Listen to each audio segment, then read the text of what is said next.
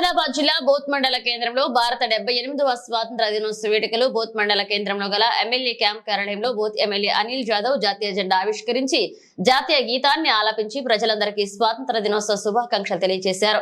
ఈ సందర్భంగా ఎమ్మెల్యే అనిల్ జాదవ్ మాట్లాడుతూ స్వాతంత్ర్యం కోసం ఎందరో మహానుభావులు ప్రాణత్యాగాలు చేశారని వారి త్యాగాలను స్మరించుకున్నారు।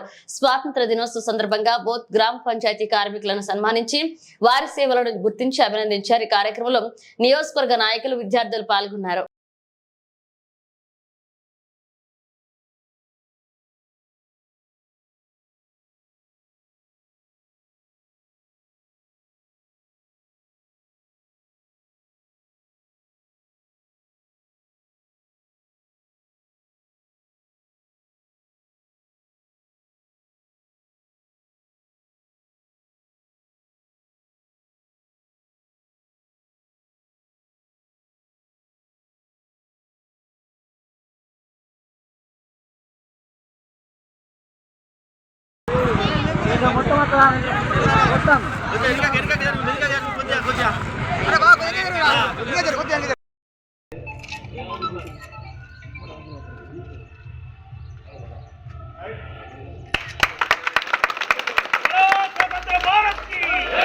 गांधी जी ने क्या किया?